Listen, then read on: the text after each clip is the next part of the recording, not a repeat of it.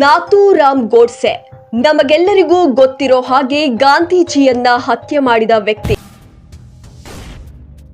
ಗೋಡ್ಸೆಗೆ ಗಾಂಧೀಜಿಯ ಮೇಲೆ ಅಂತ ದ್ವೇಷ ಏನಿತ್ತು ಗೊತ್ತಾ? ಅಷ್ಟಕ್ಕೂ ಗೋಡ್ಸೆ ಯಾವುದೇ ಭಯೋತ್ಪಾದಕ ಅಥವಾ ದೇಶದ್ರೋಹಿ ಅಂತೂ ಖಂಡಿತ ಅಲ್ಲ. ಆತ ಒಬ್ಬ ಅಪ್ಪಟ ಹಿಂದುವಾದಿ ಹಾಗೂ ಅಪ್ಪಟ ದೇಶಪ್ರೇಮಿ ಕೂಡ ಹೌದು. ಗೋಡ್ಸೆ ಗಾಂಧೀಜಿಯನ್ನ ಕೊಂದಕ್ಕಾಗಿ ನೇಣಿಗೆ ಹಾಕಿದ್ರು. ಮೊದಲೇ ಹೇಳಿದ ಹಾಗೆ ಗಾಂಧೀಜಿಯನ್ನ ಕೊಂದರು ಅಂದ ಮಾತ್ರಕ್ಕೆ ಗೋಡ್ಸೆ ದೇಶದ್ರೋಹಿ ಅಂತೂ ಖಂಡಿತ ಅಲ್ಲ. ಆತ ಅಪ್ಪಟ ದೇಶಪ್ರೇಮಿ. ಗೋಡ್ಸೆ ಗಾಂಧೀಜಿಯನ್ನ ಕೊಲ್ಲಲು ಇವೆ 3 ಮುಖ್ಯ ಕಾರಣಗಳು. ಈ ಕಾರಣ ತಿಳಿದುಕೊಂಡ ಮೇಲೆ ನಿಮ್ಗೆ ಗೊತ್ತಾಗುತ್ತೆ ಗೋಡ್ಸೆ ಮಾಡಿದ್ದು ಒಂದು ಸರಿನಾ ತಪ್ಪಾ ಎಂದು. ಗಾಂಧೀಜಿ ಹತ್ಯಾ ಪ್ರಕರಣದಲ್ಲಿ ಅಂದು ಬಂಧಿಯಾದವರು ಒಟ್ಟು 9 ಜನ. ಅದರಲ್ಲಿ ಶಿಕ್ಷೆಯಾದದ್ದು 8 ಜನರಿಗೆ ಮಾತ್ರ.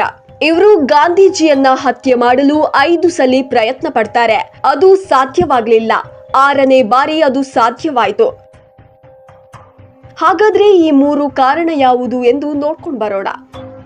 ನಂಬರ್ 1, ಭಾರತಕ್ಕೆ ಸ್ವಾತಂತ್ರ್ಯ ಸಿಕ್ಕ ನಂತರ ಭಾರತದ ಒಂದು ಭಾಗವಾಗಿದ್ದ ಪಾಕಿಸ್ತಾನ ಹೊಸ ದೇಶವಾಗಿ ರೂಪುಗೊಳ್ಳುತ್ತದೆ. ಈ ಸಮಯದಲ್ಲಿ ಪೂರ್ವ ಪಾಕಿಸ್ತಾನದಲ್ಲಿದ್ದ ಹಿಂದೂಗಳ ಘೋರ ಹತ್ಯೆ ನಡೆಯುತ್ತೆ. ಹಿಂದೂಗಳಿಗೆ ಪಾಕಿಸ್ತಾನದಲ್ಲಿ ರಕ್ಷಣೆ ಸಿಗದಿದ್ದಕ್ಕೆ ನಾಥೂರಾಮ್ ಗೋಡ್ಸೆಗೆ ಸಿಕ್ಕಾಪಟ್ಟೆ ಸಿಟ್ಟು ಬರುತ್ತೆ. ಹಾಗೂ ಭಾರತದಲ್ಲೂ ಕೋಮುಗಲಭೆ ನಡೆದು ಸಾಕಷ್ಟು ಪ್ರಾಣಹಾನಿಯಾಗುತ್ತದೆ.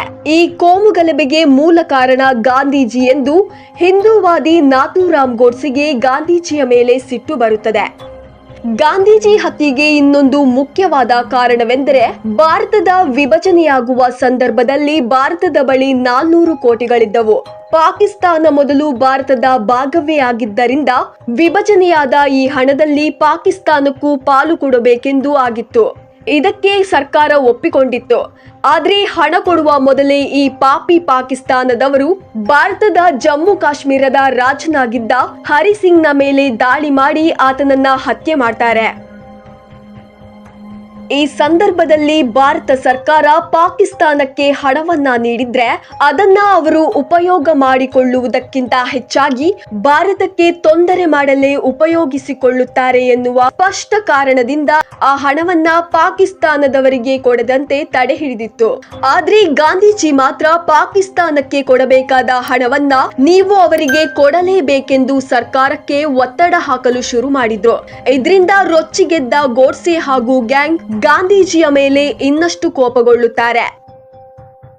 ರೀಸನ್ ನಂಬರ್ 3, ಈ 2 ಘಟನೆ ನಡೆದ ನಂತರ ಭಾರತ ಪಾಕಿಸ್ತಾನದಲ್ಲಿ ಕೋಮುಗಲಭೆ ಹಿಂಸಾಚಾರದ ಸಂಖ್ಯೆ ಹೆಚ್ಚಾಯಿತು. ಈ ಸಮಯದಲ್ಲಿ ಗಾಂಧೀಜಿಯವರು 2 ಮುಖ್ಯವಾದ ಕಾರಣಕ್ಕಾಗಿ ಮತ್ತೊಂದು ಉಪವಾಸ ಸತ್ಯಾಗ್ರಹವನ್ನ ಕೈಗೊಳ್ಳುತ್ತಾರೆ. ಈ 2 ಕಾರಣ ಏನಂದ್ರೆ, ಒಂದು ದೇಶದಲ್ಲಿ ಆಗುತ್ತಿರುವ ಹಿಂಸಾಚಾರ ಕೋಮುವಾದವನ್ನ ನಿಲ್ಲಿಸುವುದಕ್ಕಾಗಿ. ಇನ್ನೊಂದು ಮುಖ್ಯವಾದ ಕಾರಣ ಎಂದ್ರೆ ಈ ಕೋಮುಗಲಭೆಯಿಂದ ಪಾಕಿಸ್ತಾನಕ್ಕೆ ಕೊಡಬೇಕಾದ ಹಣ ಅರ್ಧದಲ್ಲೇ ನಿಂತಿತ್ತು.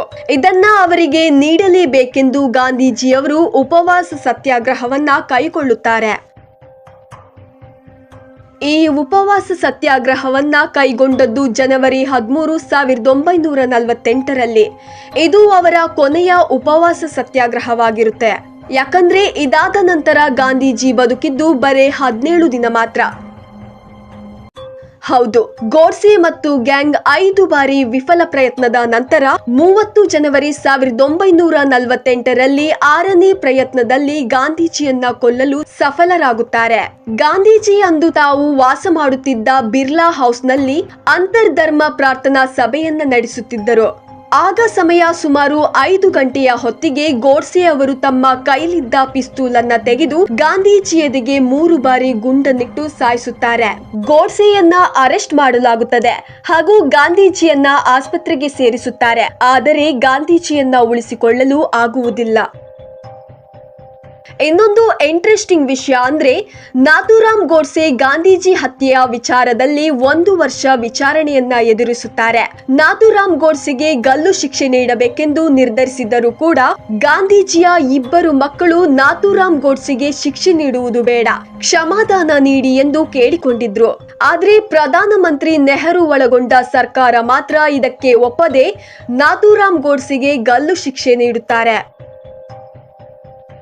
ಗೋಡ್ಸೆ ಅಂದು ಮಾಡಿದ್ದು ಕಾನೂನಾತ್ಮಕವಾಗಿ ತಪ್ಪೋ ಅಥವಾ ದೇಶ ಪ್ರೇಮಾತ್ಮಕವಾಗಿ ಸರಿಯೋ ಎಂಬ ತಾರ್ಕಿಕವಾದವನ್ನ ಮಾಡುವುದು ಸ್ವಲ್ಪ ಕಷ್ಟವಾಗಿದೆ.